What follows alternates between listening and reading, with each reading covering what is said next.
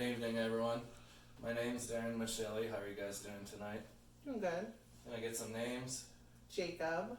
Cameron. Alright, so today I want to talk to you about something we hear about a lot. I want to talk to you about bullying. It's an issue we, our kids, our friends face every day. Specifically, what I want to talk to you about today is bullying of the LGBT community. Something that happens every day. We're aware of it. Work, school, political situations. It's something you might already feel passionate about, but my goal here today is to kind of get your mind moving and reinvigorate your passion and talk about some fresh ideas of what we can do to tackle it together. Like I said, it's something that happens every day, and it takes all of us thinking together to tackle it and do something about it. Okay, so let's talk about some numbers. Let's say out of 10 students that identify as part of the LGBT community, how many do you think report facing bullying every day? Jacob? 11 out of 10. 11 out of 10. So right now the data we have provided by Human Rights Campaign says 4 in 10. It's about 42% feel they live in a community where they're not accepted. Of those 42%, 36.2 report being physically bullied, touched, hit, kicked, against their will, every day in school, at work. So we all know that those kind of distractions, that's not conducive to a healthy learning environment. Nobody's going to learn when their focus is on defending themselves and standing up for themselves. So let's talk about some ideas. First, let me give you a personal story.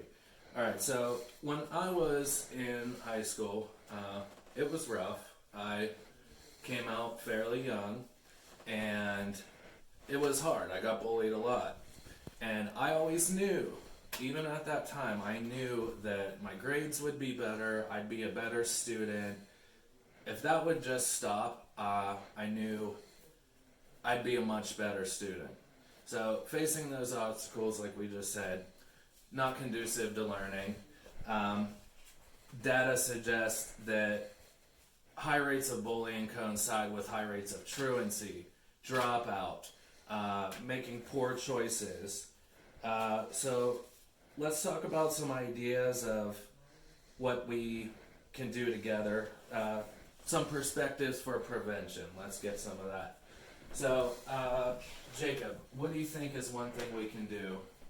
If, let's say we're in high school again, what's one thing you think we can do together to be supportive and do our part in ending bullying of the LGBT community? So one of the biggest things that I feel like why teachers and principals, counselors, a lot of the time when stuff happens, they won't suspend the bullying. Okay. Because they feel like that's not good for their education as well. Okay. So let's talk about an action we can take. What's an action you can take on that? Separating them from the class. Separating each other out of the class. Okay, separation.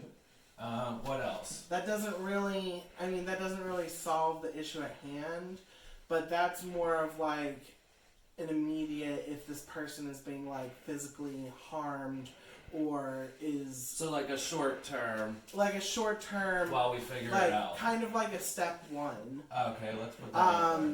I think we need to start hiring counselors that actually care about their jobs. Okay. Say staff vetting. They need to be trained better in how to deal with it. Give advice. They need to learn how to interact with LGBT students. A lot of them have no idea what to say other than it gets better. For some people it does get better, but for a lot, not everyone can leave that that hometown of theirs. Sure. Not everyone Definitely. gets I that. know it's been 15 years since I've been out of high school, and the world's a different place now. So we need people that are sympathetic to the needs of where things are now. Cameron, what's an idea you have of something we could do? I think one of the biggest things that we can do is basically teach from a young age and normalize LGBTQI communities. Okay. I think that Stigma. yeah, I think normalizing it and not treating a group of your population as an other and as the same is a big part and would stop bullying because they would be seen as the same. Okay. So another statistic we have tells us that that goes with what you were saying at home. Students who believe and are taught that inequalities should exist between people in the same peer group, those are the ones that are most likely to bully. So once we remove that stigma, once we kind of break down barriers and bring it to its simplest, we're here to learn, this person could be a friend to you, that's a step in the right direction. So now let's sum up all the ideas you gave me, they were great. We'll say first thing we could do, probably get involved. And what I mean by that is we have some research that shows high schools with a gay straight student alliance. Okay, now you can't get everybody to sign up for that, but what it is it sort of acts like a union of some sorts. There's a safety net, there's a social fabric that when there's an issue you can go and talk to them. That gives you different resources, different ways to deal with it. Maybe healthy resources, a way to deal with it in a healthier, better way. Let's say speak up. That goes with what you were saying, Jacob, when you were saying initially to separate until we figure it out. Also, you were talking about the teachers and how they need proper training for those kind of needs. A lot of people don't speak up because of fear of retaliation. Especially in a workplace, you find that. Political situations, you find that. But what I'm saying when I say speak up is this union, this alliance together is what will allow us to speak up despite fear of retaliation. That's a whole network. That's a union. That's a hive mind working together to speak up. Would there be a retaliation? Sure, there may be. But now we have this unit right here that will back us up after speaking up. Nothing's going to change if we don't speak up. As they say, closed mouth doesn't get fed. Last thing, seek knowledge. Ask questions. Ask people, what kind of support do you wish you had?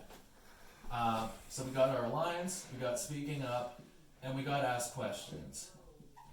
That's the number one thing. Short story, my sister's a first grade teacher. She asked me, she was thinking of starting a gay straight student alliance. She asked me, what kind of support do you wish you had when you were in high school? And that was super valuable to me. Asking questions is always going to give you the most amount of knowledge. These sound like good ideas? Yeah, definitely. Okay.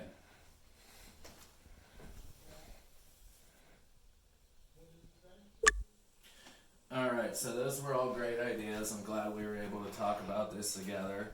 I hope what I've done is get you thinking about it again. Something we knew exists, but I hope together we were able to come up with some fresh ideas of how to handle this situation.